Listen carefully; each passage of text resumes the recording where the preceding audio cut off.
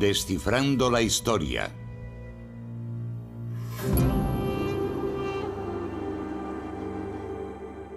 El Corán.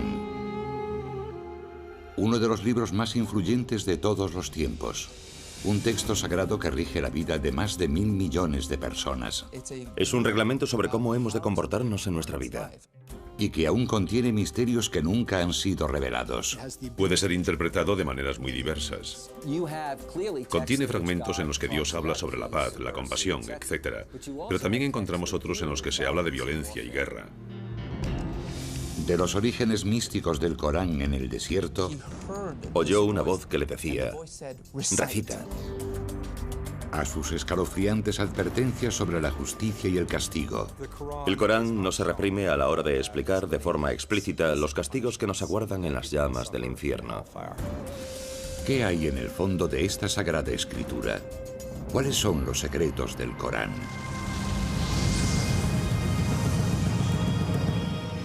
Descifrando la historia. Los secretos del Corán, capítulo 1.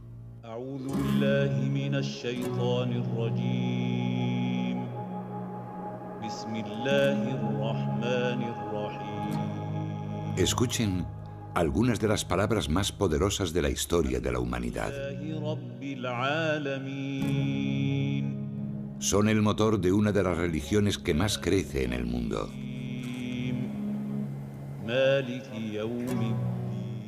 Miles de millones de voces las han repetido durante los últimos 1400 años.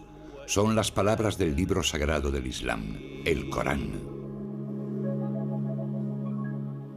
Los musulmanes creen que el Corán fue revelado directamente por Dios al profeta del Islam. No se trata simplemente de que Dios inspirase al profeta o lo empujase a contar un acontecimiento importante. Es en realidad el mensaje que el propio Dios transmite al mundo. En árabe, Corán significa la recitación. La escritura está hecha para ser leída en voz alta. De esta manera, los musulmanes creen comunicarse directamente con Dios. Al conservar la palabra de Dios, el Corán se convierte en una parte de este. Y por tanto, el propio texto, las palabras, las páginas y el mismo libro son de por sí algo sagrado. Al hojear el texto sagrado, pueden apreciarse en un primer momento ciertas similitudes entre el Corán y las escrituras judías y cristianas. Todas hablan de un Dios único y omnipotente, y narran, en algunos casos, las mismas historias. Pero muchos consideran que el Corán es un libro envuelto en un halo de misterio. Sus versos, considerados durante mucho tiempo entre los más bellos jamás escritos en lengua árabe, forman un laberinto de lenguaje, siendo más propios de la poesía que de la prosa. Su distribución también dificulta su comprensión. Al contrario que la Biblia, el Corán no sigue un orden cronológico ni narrativo. Por el contrario, sus 114 capítulos, o suras, se organizan en función de su extensión, los más largos al principio y los más cortos al final. Encontramos un estilo que actualmente calificaríamos de flujo de conciencia. Hay cierto misterio, así que el lector curioso que se acerca al texto se queda algo extrañado. No cuenta la historia de Mahoma, ni siquiera cuenta la historia del mundo. Existen algunas referencias a la aparición del mundo, a la creación divina, pero no se encuentran al comienzo del Corán, sino a la mitad, en alguna parte. Los musulmanes no ven el Corán como una historia, sino como el mensaje de Dios a su creación, con el que trata de devolver a los creyentes al buen camino.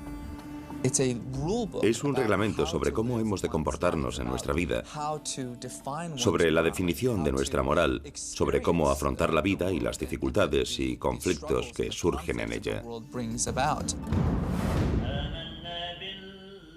Descifrar el significado del Corán no es una tarea sencilla. El Islam no cuenta con una institución religiosa como el Vaticano que oriente a los creyentes a la hora de interpretar un texto tan complejo. Cada persona hace su propia interpretación de las escrituras. Como musulmán, Uno ha de creer lo que dice el Corán. Pero claro, la interpretación de lo que dice el Corán varía en función de cada persona. Pero entonces, ¿qué dice realmente el Corán? ¿Y qué significa? Las palabras que rigen en la actualidad la vida de los musulmanes fueron reveladas en un momento concreto de la historia, a unas determinadas personas y en un determinado lugar. La historia tradicional musulmana del Corán comienza hace 1400 años, en una árida zona de la península arábiga. Un remoto lugar habitado por beduinos nómadas del desierto y que contaba con algunos poblados tribales. Los musulmanes conocen aquella época como Jahiliya, la edad de la ignorancia. Podría decirse que Arabia tenía una civilización atrasada si la comparamos con los grandes imperios de la época, con Bizancio a un lado y el imperio sasánida, el segundo imperio persa, al otro. En mitad del desierto, rodeada de montañas, se encontraba la ciudad de la Meca, centro social, económico y religioso de Arabia. En la Meca coexistían muchos planteamientos religiosos diferentes. Algunos árabes habían adoptado las creencias del judaísmo y el cristianismo, y las historias y enseñanzas de ambas doctrinas eran de sobra conocidas en la región. La Meca preislámica era una ciudad llena de judíos y cristianos. Allí se combinaban distintas ideas del cristianismo y del judaísmo. Sin embargo, el panorama religioso de Arabia en el siglo VI está dominado por personas que creen en una multitud de dioses. Cada año los peregrinos invaden la Meca para rendir culto en la Kaaba, un sepulcro convertido en el panteón de un sinfín de deidades e ídolos. Creían en la existencia de Dios, pero Dios, de alguna forma, era una figura demasiado distante como para relacionarla con la rutina diaria de los hombres. Así pues, estos ídolos funcionaban como intermediarios entre Dios y los hombres. A mediados del siglo VI, la Kaaba albergaba 360 ídolos. La peregrinación anual al sepulcro reportaba enormes beneficios económicos a la tribu que controlaba el lugar sagrado, los Quraysh. Llegaba un montón de gente que debía hacer algún tipo de ofrenda y pagar un tributo, así que era un negocio muy lucrativo. Los Quraysh estaban amasando una enorme fortuna. Mientras sus líderes se enriquecían, la mayoría de los habitantes de la Meca vivían en la más absoluta miseria. Había un problema enorme en lo que respecta a la distribución desigual de la riqueza. Había problemas con los derechos de los huérfanos, las mujeres y los necesitados. La esclavitud era una práctica habitual en la Meca.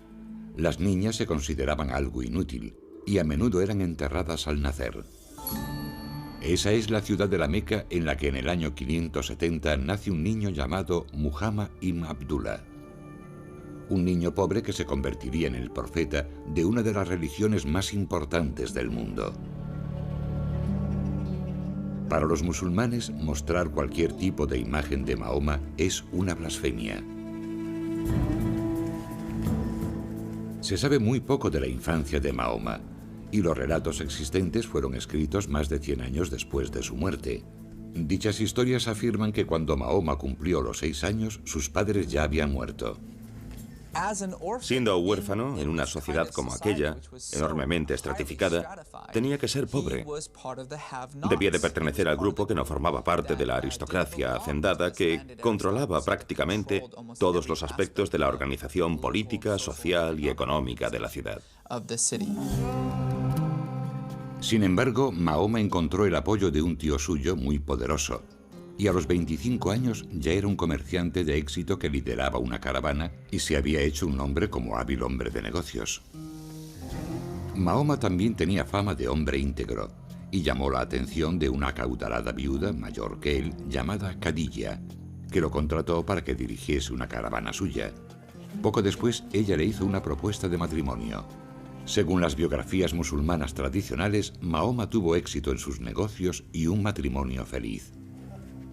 Sin embargo, seguía tratando de encontrar un sentido a un mundo asolado por la pobreza y la injusticia.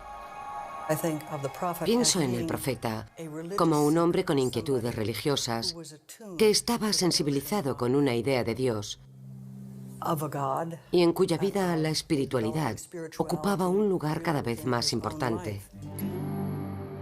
Mahoma comenzó a cuestionarse las religiones tribales que adoraban a distintos dioses. Muchos creen que formó parte de un pequeño grupo de personas de Arabia que no estaban de acuerdo con el paganismo imperante, con los rituales, con el politeísmo que dominaba Arabia. Cada cierto tiempo se apartaba de la sociedad para reflexionar sobre las realidades de la existencia humana. En uno de esos retiros, en una cueva fuera de la Meca, Mahoma tuvo una visión que cambiaría el curso de la historia. En aquella cueva, según la tradición musulmana, se le reveló la palabra de Dios, desencadenando una serie de eventos que ayudaron a crear el mundo que hoy conocemos.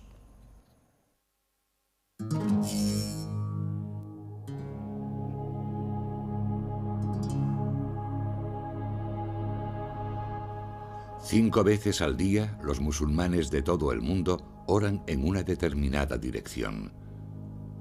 Se colocan mirando a la ciudad sagrada de la Meca, situada en la actual Arabia Saudí.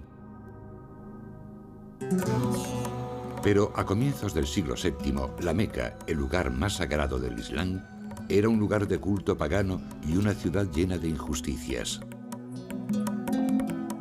Así fue hasta la aparición de uno de los textos más sagrados del mundo, el Corán. Según la tradición, un comerciante de 40 años llamado Muhammad ibn Abdullah solía retirarse a una cueva alejada de la Meca para reflexionar en solitario sobre un mundo que consideraba cada vez más opresivo. Se cree que en el año 610, durante uno de sus retiros de meditación en la cueva, una presencia abrumadora se apoderó repentinamente de Mahoma. Sintió una presión repentina en el pecho. La oscuridad lo rodeaba y sintió que una mano gigante le asía y lo apretaba, apenas dejándole respirar. Y en su mente oyó una voz que le decía: recita, recita. Se quedaría estupefacto, aturdido. Seguramente se preguntaría si realmente había oído algo. Y entonces lo oyó de nuevo y dijo: no tengo nada que recitar. Y aquella voz, que según la tradición pertenecía al arcángel Gabriel, reveló el primer verso del Corán. Sura 96, primera aleya. Recita en el nombre de tu Señor, que ha creado al hombre de sangre coagulada. Recita, tu Señor es el munífico, que ha enseñado el uso del cálamo, ha enseñado al hombre lo que no sabía. Es un momento importantísimo, porque es el instante en el que Mahoma deja de ser un simple comerciante de la Meca, preocupado por los males de la sociedad, para convertirse de pronto en lo que en la tradición bíblica se conoce como profeta. Y como le sucede a muchos profetas, no quiere ni oír hablar de ello. Presa del pánico y preocupado por su salud, Mahoma va a buscar a su esposa Khadija. Lo que quiere realmente es suicidarse. Pero finalmente Khadija lo evita y le explica que ha recibido la llamada de Dios, que éste le ha asignado una tarea profética y que no tiene otra alternativa que dar a conocer el mensaje. La revelación de la cueva marca el comienzo de un periodo de 22 años durante los que Mahoma recibe los mensajes divinos que formarán el Corán. De acuerdo a la tradición, en ocasiones las palabras resonaban en sus oídos como una campana. En otros momentos surgían en tortuosos ataques similares a los de la epilepsia.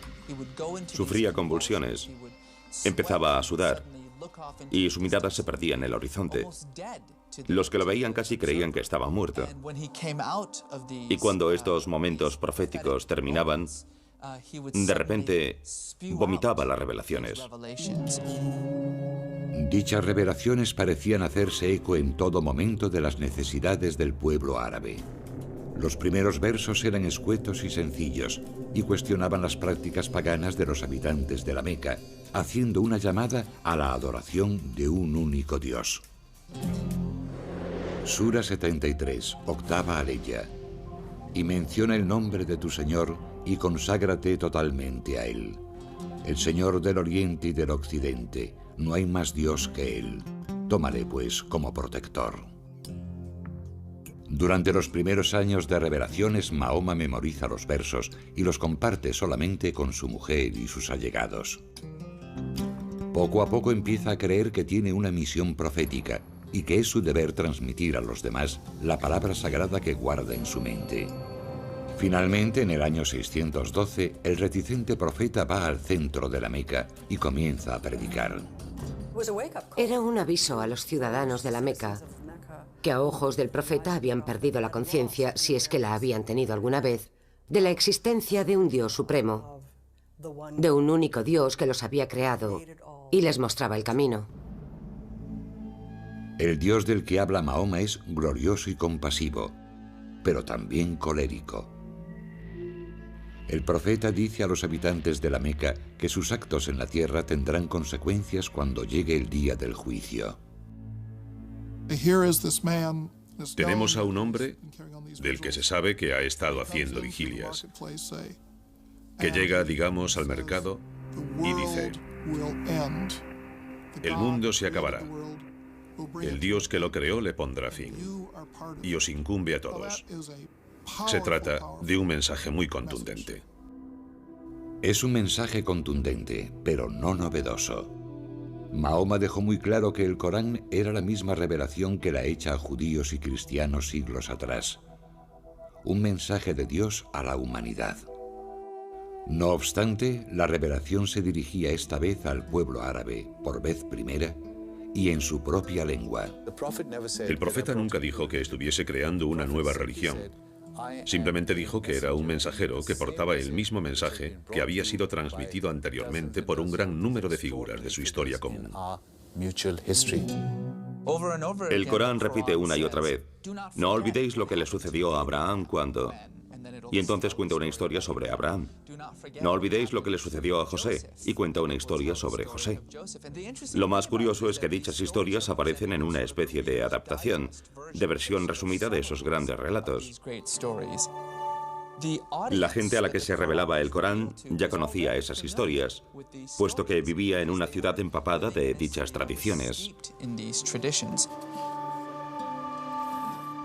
Según los musulmanes, uno de los aspectos más notables del Corán es que Mahoma memorizó las revelaciones a medida que se le comunicaban, para después recitárselas literalmente a sus discípulos. A pesar de que existía en aquella época una forma escrita de la lengua árabe, no eran muchos los que sabían leer o escribir. Mahoma no era una excepción. En el Islam, se cree que Mahoma era analfabeto. Esto pone de manifiesto, por supuesto, que él no pudo escribir las revelaciones. Y por otra parte, surge la pregunta de cómo se conservaron. El pequeño grupo de discípulos de Mahoma memoriza rápidamente cada nueva revelación, añadiéndola verso a verso a los fragmentos del Corán que ya conocen. Dado el tipo de cultura en la que viven, tales hazañas memorísticas no resultan sorprendentes. Estamos hablando de culturas basadas en la oralidad. En cierta manera, la cultura oral en la que vivía Mahoma permitía que la gente escuchase algo una o dos veces y que fuese capaz de memorizarlo y recitarlo posteriormente palabra por palabra. El conjunto de revelaciones se va ampliando y Mahoma sigue predicando en las calles de la Meca, atrayendo a un pequeño grupo de conversos. Sus discípulos comienzan a ser conocidos como musulmanes, que significa los que se someten a Dios. El mensaje de Mahoma resulta especialmente atractivo a los pobres y marginados de la ciudad, que se identifican con las reclamaciones sociales de los versos que defienden la liberación de los esclavos y el ejercicio de la caridad con los necesitados. Algunos de los que se convirtieron al mensaje del Corán lo hicieron seducidos por la belleza del lenguaje que algunos veían tan perfecto que lo consideraban una prueba de la existencia de Dios. Si le preguntas a un musulmán, bueno, ¿qué pruebas hay de que se trate de una revelación divina?, te contestará, y llevan haciéndolo más de 1000 años, que la prueba es el propio Corán, que ese es el mayor milagro, que un analfabeto en medio de ninguna parte cree de pronto un documento tan magnífico y poderoso. Pero no todos están contentos con lo que predica Mahoma. Su provocador mensaje, que se niega a reconocer la divinidad de los ídolos que alberga la Kaaba, atrae las iras de la tribu dominante, los Quraysh, ya que amenaza su posición de poder. Si no hacían falta intermediarios ante Dios, no había razón para la existencia de los ídolos. Y sin los ídolos, la Kaaba no tenía razón de ser. Sin la Kaaba, tampoco hay ninguna razón que justifique el dominio de la Meca como capital social y económica de la península arábiga. El conflicto de los Quraysh con Mahoma y sus revelaciones no se debía a motivos teológicos, sino que era un conflicto económico, un conflicto político. Los Quraysh y el grupo mayoritario de la Meca no se muestran demasiado condescendientes con el pequeño grupo de seguidores del mensaje de Mahoma.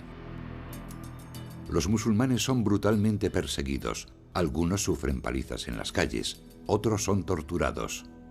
Durante 9 años, los musulmanes soportan las humillaciones, manteniéndose firmes en su creencia de que no hay más Dios que Dios.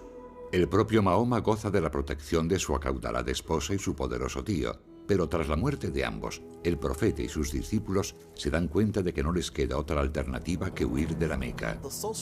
La estructura social había sido destrozada hasta tal punto que se veía incapaz de proseguir su misión en la Meca. Y decidió que tendría que buscar una especie de base de operaciones alternativa. El cambio de lugar traerá consigo un nuevo tipo de mensaje para el Corán, que hará hincapié en las leyes y en la guerra.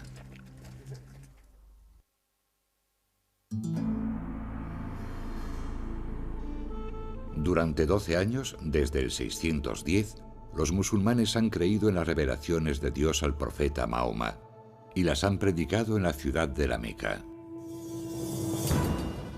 Pero la vida del cada vez mayor grupo de discípulos de Mahoma se hace peligrosa.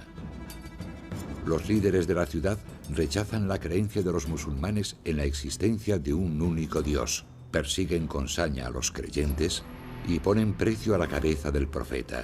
La suerte de Mahoma cambia en el año 622, cuando recibe la invitación de unos forasteros. Desde un oasis cercano, llegó a la Meca un grupo de personas en busca de alguien que pudiese resolver una disputa que tenían. Pensaron que Mahoma, como profeta, era la persona ideal para el puesto. Y finalmente acordaron que no solo acogerían a Mahoma y a su familia, sino a todo un grupo de musulmanes. Paulatinamente, de forma clandestina, la reducida comunidad musulmana recorre los 400 kilómetros en dirección norte que la separan de Yatrib, ciudad que pasaría a conocerse como Medina, la ciudad del profeta. En su nuevo hogar, Mahoma asume también un nuevo cargo. Al principio era simplemente un profeta del que Dios se servía para transmitir su mensaje. En Medina, sin embargo, se convierte en un líder. Es el líder de la comunidad musulmana, pero también asume cierta autoridad sobre todo el oasis de Medina. En Medina, el profeta sigue transmitiendo revelaciones a sus discípulos, pero la naturaleza de los mensajes varía notablemente. Según los musulmanes, los versos reflejan a partir de entonces la condición de líder de Mahoma, que añade un nuevo elemento a su mensaje, una guía práctica sobre la creación y el gobierno de una sociedad. Se habla básicamente de la necesidad de regular la sociedad. Por lo tanto, las leyes son lo más interesante del período en Medina. Podría decirse que prácticamente toda la legislación incluida en el Corán proviene de esa etapa. Las revelaciones que la tradición relaciona con Medina sentaron las bases de la ley islámica. Incluían normas para casi todos los aspectos de la vida, desde la prohibición del alcohol hasta el permiso para que las madres den de mamar a sus hijos durante 2 años. Los versos ofrecen indicaciones sobre las herencias, otorgan nuevos derechos a los más desfavorecidos como huérfanos y esclavos, y establecen nuevas reglas que mejoran la situación social de la mujer. Sin embargo, la interpretación de dichas leyes no es siempre sencilla. De hecho, algunas de ellas siguen siendo motivo de debate actualmente. Un buen ejemplo: ¿permite el Corán la poligamia? Sura 4, tercera aleya. Casaos con las mujeres que os gusten, 2, 3 o 4. Pero si teméis no obrar con justicia, entonces con una sola. A primera vista, la aleya parece bastante clara, pero los estudiosos apuntan que estas palabras pueden interpretarse de diversas maneras. Unos interpretan que se pueden tener hasta 4 esposas, otros que solo se puede tener una, porque es imposible tratar a varias personas de forma equitativa.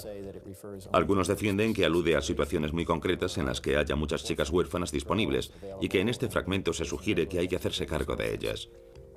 Por lo tanto, no es fácil extraer las implicaciones exactas del texto en nuestro tiempo o en cualquier otra época. Inspirada por el mensaje del Corán y el liderazgo de Mahoma, toda la ciudad de Medina se convierte al Islam. Las leyes expuestas en los versos del Corán se convierten en las leyes de la ciudad. Era una comunidad que vivía de acuerdo a las revelaciones que iban saliendo de la boca de Mahoma. Se trataba de una revelación viva, en constante evolución. Pronto esa revelación permitirá a los musulmanes tomar las armas para sobrevivir. Los ciudadanos de la Meca seguían ofreciendo una recompensa por la cabeza de Mahoma, que predicaba contra sus prácticas religiosas y amenazaba su bienestar económico. Y no aceptaban a Mahoma como gobernador de Medina. En el año 622, la Meca declara la guerra a Mahoma y sus discípulos. El Corán, que había facilitado leyes cuando la comunidad necesitaba orden, les anima entonces a defenderse de sus agresores.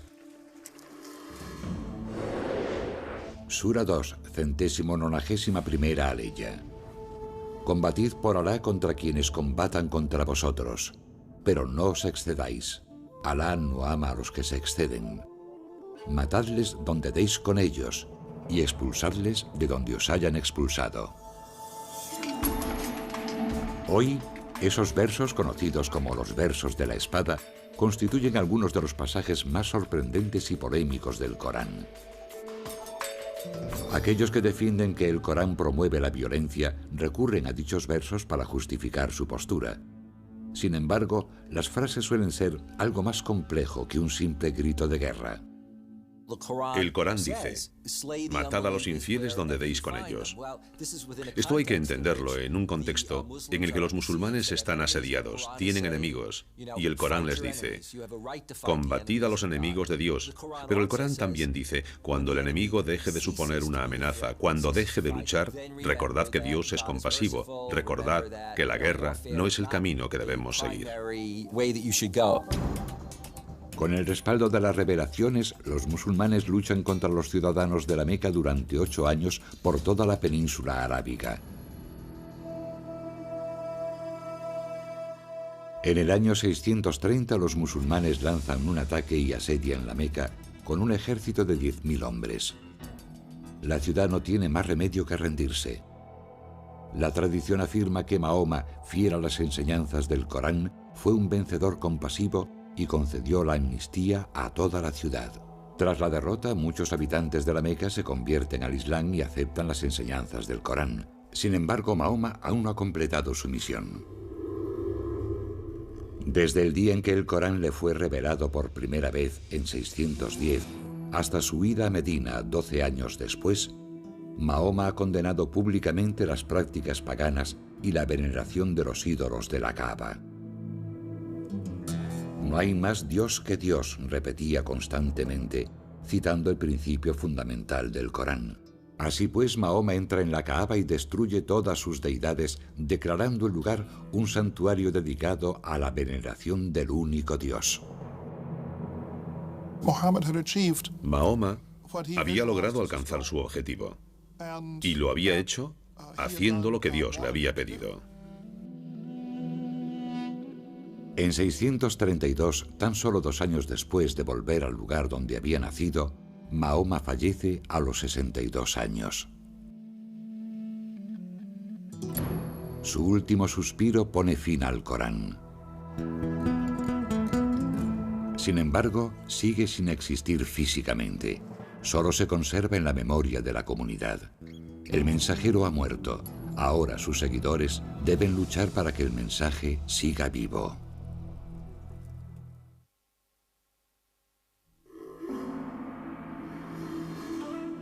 Según la tradición musulmana, los versos del Corán fueron revelados hace 14 siglos y a lo largo de 22 años al profeta Mahoma. Sus seguidores creían que era literalmente la palabra de Dios. El profeta predicó sobre todos los aspectos de la vida, desde la religión al derecho y la moral, y la recién creada comunidad musulmana trató de vivir de acuerdo a sus palabras. Pero tras su muerte en el año 632, los musulmanes tenían ante sí un difícil reto: preservar el Corán, que seguía siendo un texto oral. Durante la vida del profeta, el Corán nunca se plasmó sobre el papel. Ni siquiera era considerado un texto establecido. No debemos olvidar que el Corán se iba revelando progresivamente y siempre en función de las necesidades de la comunidad musulmana en cada momento. Y el Corán se completó simplemente cuando el profeta exhaló su último aliento. No obstante, aquellos que viven de acuerdo a las enseñanzas del Corán deciden que es necesario plasmar sus palabras sobre el papel y crear un texto tangible.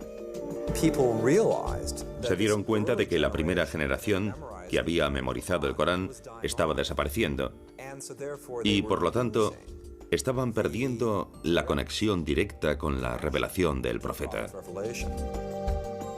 Es más, el Islam comienza a extenderse fuera de la península arábiga y empiezan a aparecer pequeñas variaciones en la forma de recitar el Corán. Poco a poco se está alterando la palabra de Dios. Según la tradición, en 651, Uthman, el tercer califa o líder político musulmán, designa un comité con la misión de compilar el Corán. El comité debía recopilar y autentificar las distintas estrofas. Algunas se habían escrito durante la vida del profeta, pero estaban dispersas por toda la comunidad. Dicen que las fuentes de esta compilación provenían de textos escritos sobre trozos de huesos o de fragmentos de pergamino, pero también del corazón de los hombres, de su recuerdo de la recitación del Corán. Las estrofas debían cumplir unos criterios muy estrictos. 2 testigos presenciales debían confirmar que los versos habían sido registrados en presencia del profeta, y las estrofas se contrastaban con los recuerdos de los compañeros que habían memorizado por completo el Corán. El texto, una vez aprobado, se reúne en un solo volumen y es enviado a las ciudades de la región. Uthman ordena entonces la destrucción de las demás versiones escritas del texto. Los musulmanes creen que el texto de Uthman, completado tan solo 20 años después de la muerte del profeta, preserva a la perfección las revelaciones de Dios tal y como las predicó Mahoma, y que el Corán no ha sufrido alteraciones respecto a cómo fue revelado al profeta. Para los musulmanes es muy importante, porque significa que sus escrituras, que son la base de la Ummah, de la comunidad, son completamente auténticas. Esa autenticidad que defienden los musulmanes distingue al Corán de las escrituras cristianas y judías. Mahoma proclamó que el mensaje que Dios le había transmitido era el mismo que habían predicado Moisés y Jesús. Pero, de acuerdo a la tradición musulmana, las revelaciones en las que se basan el judaísmo y el cristianismo fueron corrompidas, en parte, al ser escritas en el Viejo y el Nuevo Testamento. Los musulmanes creen que la revelación original a Moisés y a Jesús se fue distorsionando con el tiempo, por lo que hay en el Viejo y Nuevo Testamento serían tanto revelaciones como versiones alteradas de las mismas, y modificarían lo sucedido realmente debido a las circunstancias históricas, religiosas y políticas de la época. Sura 3, 78ª aleya. Algunos de ellos trabucan con sus lenguas la Escritura, para que creáis que está en la Escritura lo que no está en la Escritura, diciendo que viene de Alá, siendo así que no viene de Alá. Mienten contra Alá a sabiendas. El Corán afirma categóricamente, por un lado, que corrobora las escrituras anteriores, y por otra parte, dice que corrige ciertos aspectos o ideas que aparecen en las escrituras hebreas y cristianas. Los musulmanes creen que el Corán corrige los errores que contienen dichas escrituras, entre los que se encuentran algunas de las enseñanzas fundamentales de esas doctrinas, por ejemplo, la interpretación cristiana de la figura de Cristo.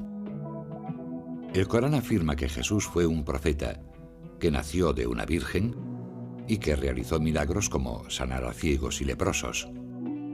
No obstante, el Corán niega que Jesús fuese el Hijo de Dios. En el contexto islámico, la idea de que Jesús sea el Hijo de Dios se interpreta como que es un ser divino. Esto supone, desde el punto de vista musulmán, que los cristianos tienen distintos dioses, mientras que los musulmanes sostienen que solo puede haber un Dios. El Corán discute también la historia bíblica de la crucifixión de Jesús, afirmando que Jesús no murió en la cruz, sino que Dios lo elevó a los cielos y que sus verdugos crucificaron por error a otro hombre que se parecía a Jesús. Sura 4, 157ª aleya. No le mataron ni le crucificaron, sino que les pareció así. Ciertamente no le mataron, sino que Alá lo elevó así. La idea cristiana de que Jesús murió por los pecados de la humanidad choca con el mensaje del Corán, que dice que cada alma es responsable de sus propios actos. La muerte y resurrección como acto redentor no encaja en el Islam. No entienden la idea de que alguien redima los pecados ajenos. Los musulmanes creen que debido a las tergiversaciones existentes en la Biblia, Dios se vio obligado a transmitir su palabra una última vez. En el Islam se considera que el Corán, tal y como fue dictado a Mahoma y conservado por Uthman, es la única revelación divina verdadera. Ven el Corán como la última revelación, la única completa y no corrompida, y creen que Mahoma fue el último profeta de Dios. Durante los últimos 400 años los musulmanes se han esforzado por seguir las indicaciones de dicha revelación, pero esta es una tarea ardua y polémica, una tarea que constituye la única esperanza de alcanzar la salvación cuando llegue el apocalipsis que presagian las páginas del Corán.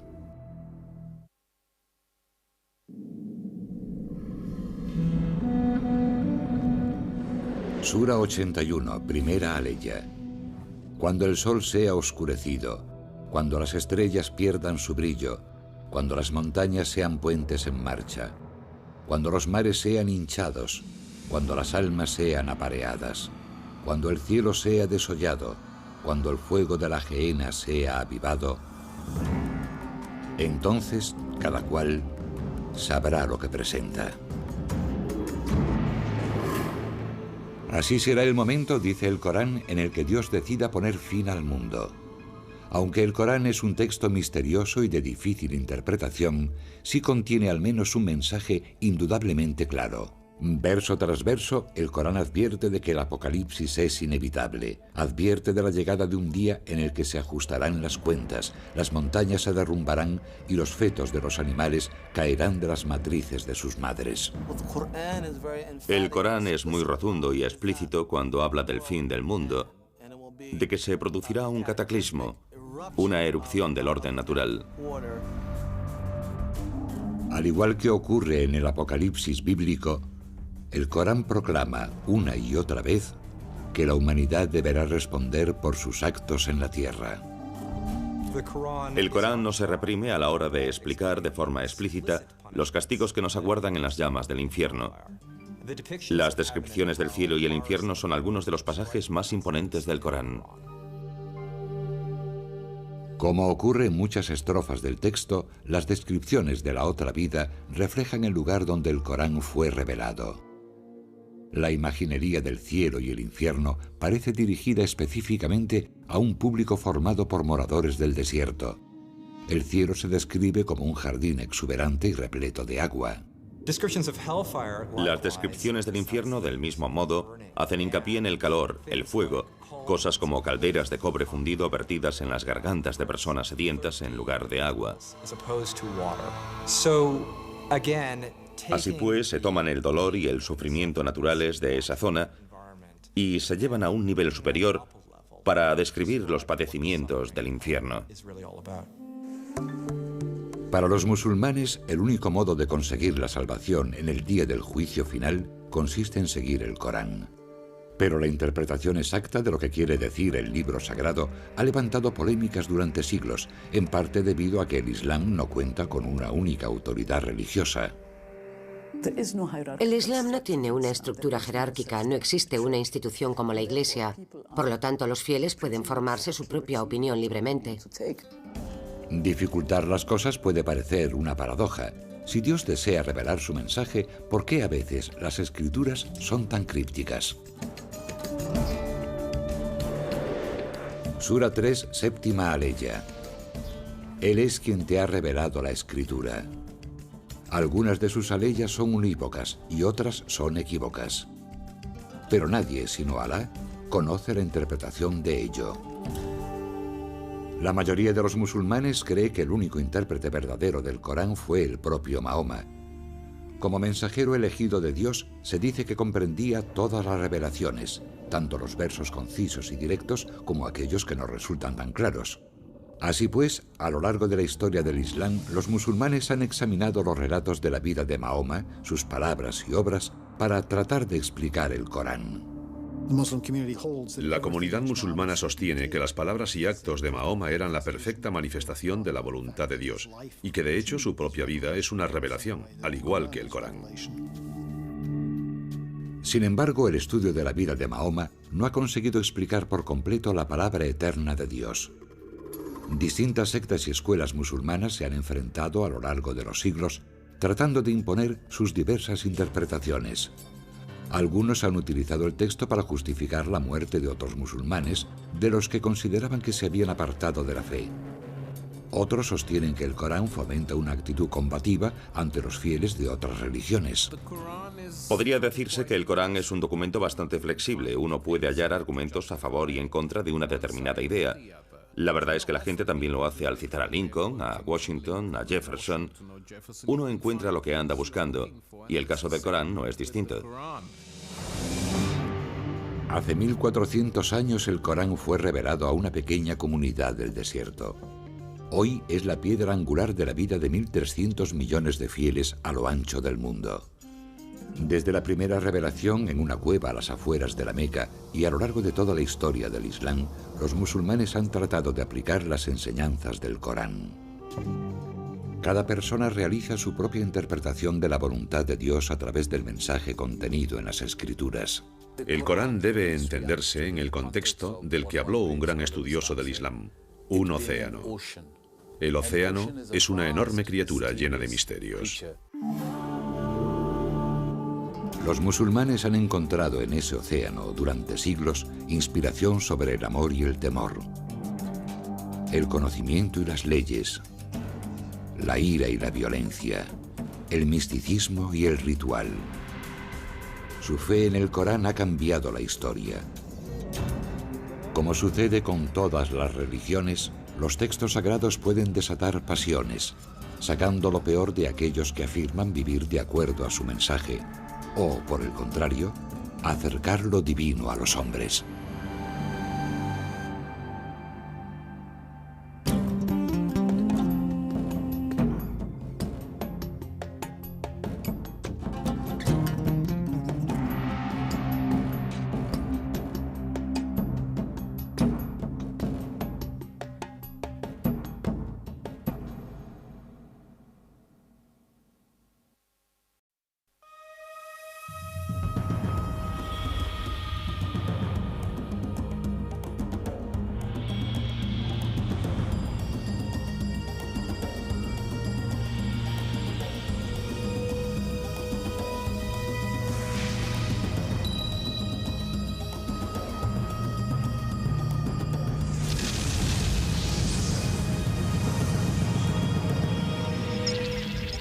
Descifrando la historia.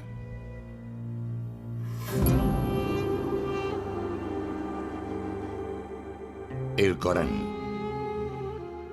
Uno de los libros más influyentes de todos los tiempos. Un texto sagrado que rige la vida de más de 1.000 millones de personas. Es un reglamento sobre cómo hemos de comportarnos en nuestra vida. Y que aún contiene misterios que nunca han sido revelados. Puede ser interpretado de maneras muy diversas. Contiene fragmentos en los que Dios habla sobre la paz, la compasión, etc. Pero también encontramos otros en los que se habla de violencia y guerra. De los orígenes místicos del Corán en el desierto, oyó una voz que le decía, recita. A sus escalofriantes advertencias sobre la justicia y el castigo. El Corán no se reprime a la hora de explicar de forma explícita los castigos que nos aguardan en las llamas del infierno. ¿Qué hay en el fondo de esta sagrada escritura? ¿Cuáles son los secretos del Corán?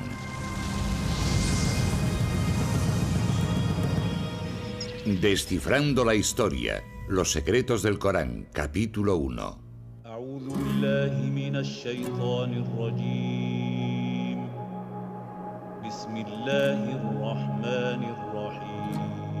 Escuchen algunas de las palabras más poderosas de la historia de la humanidad. Son el motor de una de las religiones que más crece en el mundo.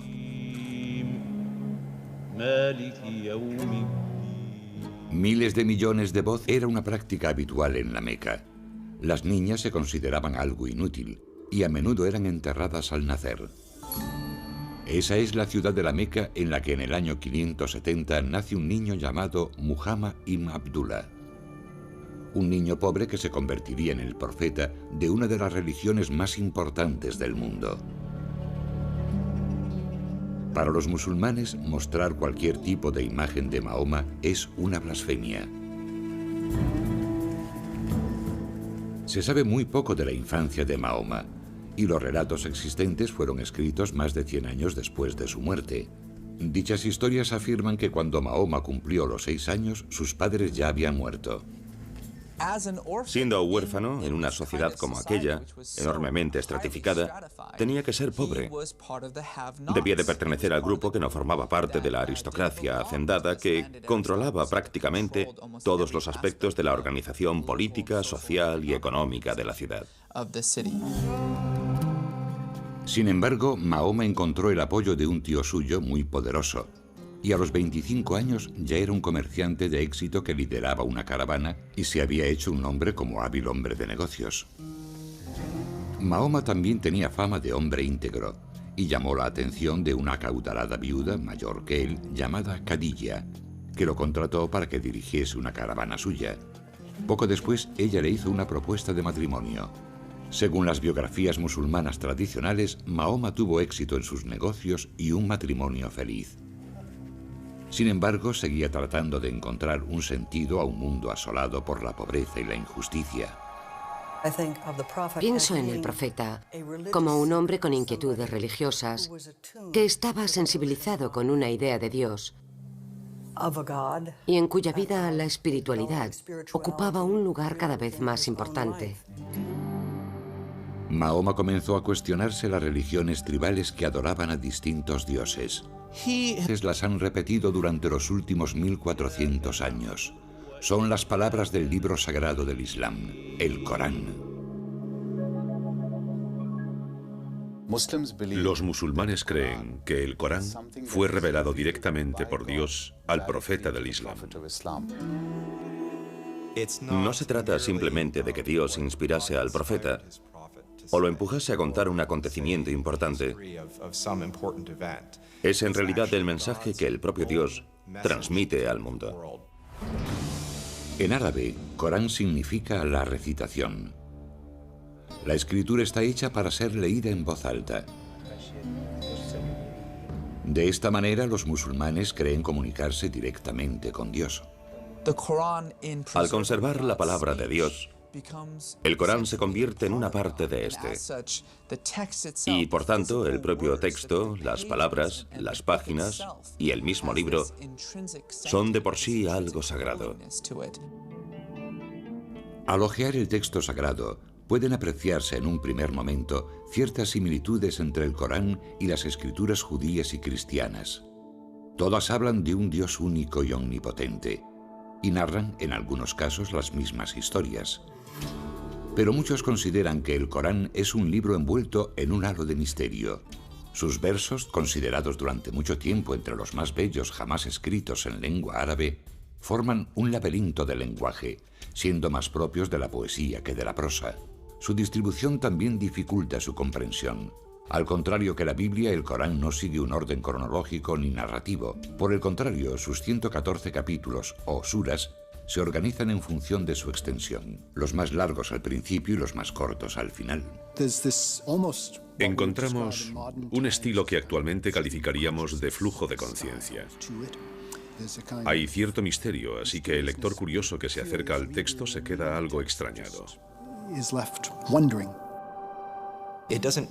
No cuenta la historia de Mahoma, ni siquiera cuenta la historia del mundo. Existen algunas referencias a la aparición del mundo, a la creación divina, pero no se encuentran al comienzo del Corán, sino a la mitad, en alguna parte. Los musulmanes no ven el Corán como una historia, sino como el mensaje de Dios a su creación, con el que trata de devolver a los creyentes al buen camino. Es un reglamento sobre cómo hemos de comportarnos en nuestra vida, sobre la definición de nuestra moral, sobre cómo afrontar la vida y las dificultades y conflictos que surgen en ella. Descifrar el significado del Corán no es una tarea sencilla. El Islam no cuenta con una institución religiosa como el Vaticano que oriente a los creyentes a la hora de interpretar un texto tan complejo. Cada persona hace su propia interpretación de las escrituras. Como musulmán, uno ha de creer lo que dice el Corán. Pero claro, la interpretación de lo que dice el Corán varía en función de cada persona. Pero entonces, ¿qué dice realmente el Corán? ¿Y qué significa? Las palabras que rigen en la actualidad la vida de los musulmanes fueron reveladas en un momento concreto de la historia, a unas determinadas personas y en un determinado lugar. La historia tradicional musulmana del Corán comienza hace 1400 años, en una árida zona de la península arábiga. Un remoto lugar habitado por beduinos nómadas del desierto y que contaba con algunos poblados tribales. Los musulmanes conocen aquella época como Yahilia, la edad de la ignorancia. Podría decirse que Arabia tenía una civilización atrasada si la comparamos con los grandes imperios de la época, con Bizancia a un lado y el imperio sasánida, el segundo imperio persa, al otro. En mitad del desierto, rodeada de montañas, se encontraba la ciudad de la Meca, centro social, económico y religioso de Arabia. En la Meca coexistían muchos planteamientos religiosos diferentes. Algunos árabes habían adoptado las creencias del judaísmo y el cristianismo, y las historias y enseñanzas de ambas doctrinas eran de sobra conocidas en la región. La Meca preislámica era una ciudad llena de judíos y cristianos. Allí se combinaban distintas ideas del cristianismo y del judaísmo. Sin embargo, el panorama religioso de Arabia en el siglo VI está dominado por personas que creen en una multitud de dioses. Cada año los peregrinos invaden la Meca para rendir culto en la Kaaba, un sepulcro convertido en el panteón de un sinfín de deidades e ídolos. Creían en la existencia de Dios, pero Dios, de alguna forma, era una figura demasiado distante como para relacionarla con la rutina diaria de los hombres.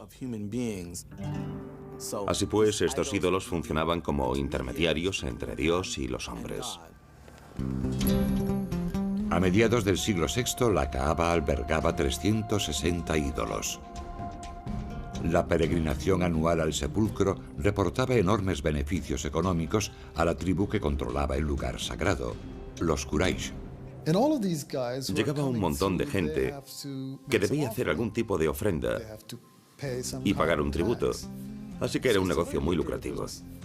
Los Quraysh estaban amasando una enorme fortuna. Mientras sus líderes se enriquecían, la mayoría de los habitantes de la Meca vivían en la más absoluta miseria. Había un problema enorme en lo que respecta a la distribución desigual de la riqueza. Había problemas con los derechos de los huérfanos, las mujeres y los necesitados. La esclavitud